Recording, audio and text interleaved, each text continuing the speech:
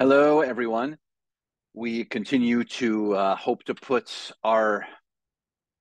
some shalom into our Shabbat as we enter the last Torah portion in the book of Genesis this week, the Torah portion of Vayechi. Interestingly, it's the last Torah portion in the book of Genesis, and it is also the last Shabbat in the secular year of 2023. We have this great opportunity as a Jewish community to go through our internal introspective search twice. We have two New Years. Of course, we have Rosh Hashanah, and then we have the secular New Year. And so here we are, just about to enter 2024, and we are ending this first book of the 5 books of the Torah, and the book of Bereshit, the book of Genesis, in this Torah portion, Vayechi. And so I wanted to do almost like the countdown. I wish I had a better visual for you of the ball dropping in Times Square, but I wanted to do a bit of a countdown for us in regards to the 12 Torah portions that are in the book of Genesis. So just to mention in that same, like 10, 9, 8, 7. So to go actually from the beginning to the end, we started with the book of Bereshit, which was the story of creation. We moved on to the story of Noach, which of course is Noah and the ark and the flood. We moved on to Lech Lecha, where we meet Abraham.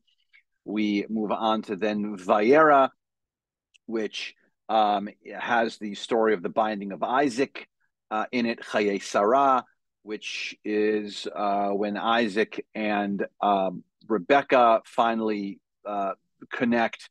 Then we find out that Isaac and Rebecca have 2 boys, right? They have Jacob and Esau, and then we find out that Jacob and Esau don't get along so well.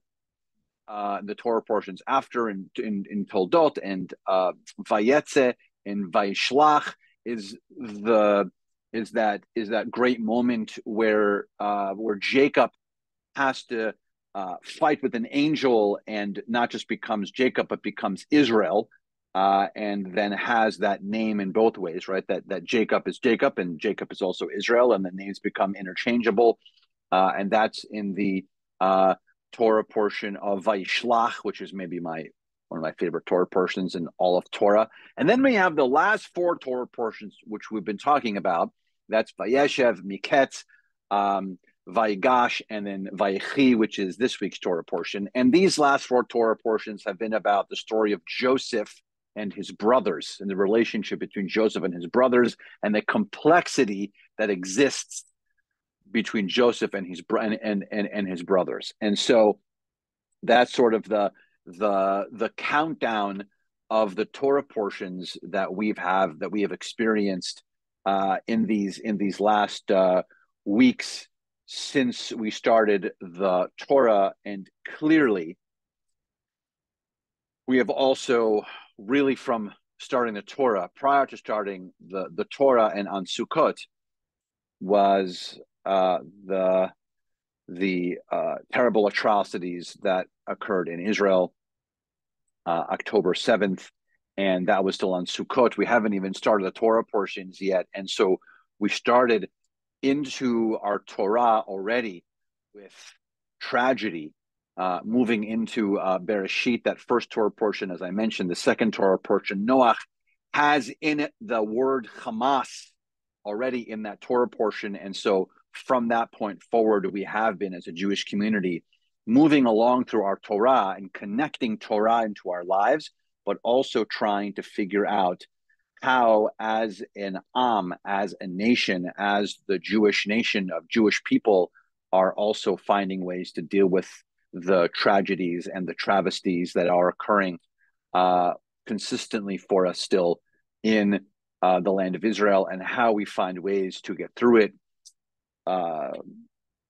finding places for the fact that there are still many Israelis in captivity, being kidnapped by Hamas, so many families who have not been able to go through all of these Torah portions that we have, and so it's very, very complicated. And I hope that we have felt it throughout throughout the book.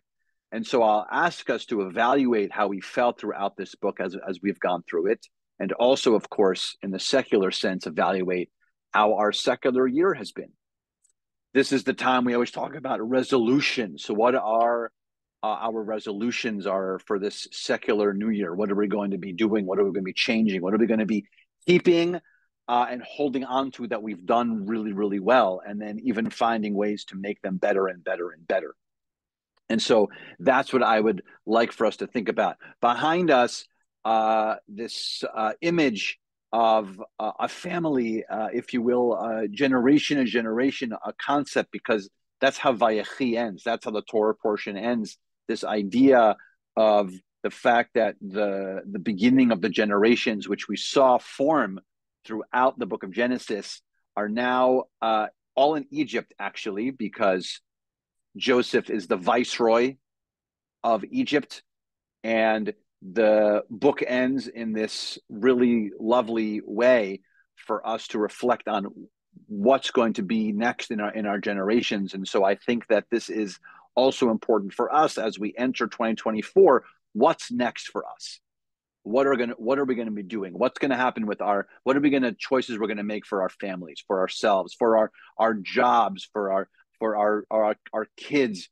What decisions we're going to make about building community? How we're going to make CBI stronger? What are we going to do to make this holy community even holier? What are we going to do to support Israel, to love Israel, to learn more about what's happening in Israel, to connect further, to study harder, to read more and pray more?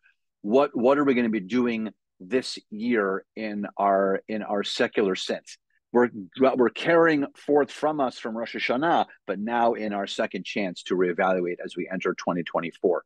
Our pledge here, by the way, at CBI is to continue our high level of education, all the wonderful things that we do, deepen all of our connections, and of course, bring lots of education and connection to the land of Israel, and how we can connect to Israel, and opportunities to have speakers and learning, and a lot more coming. And so may our secular new year of 2024 bring us lots of health and happiness and joy, and may it be also a wonderful Shabbat for us, bringing in that shalom into our Shabbat services tonight, 6:30, as they usually are. Tomorrow morning at 8:30 will be our service and our study like it usually is.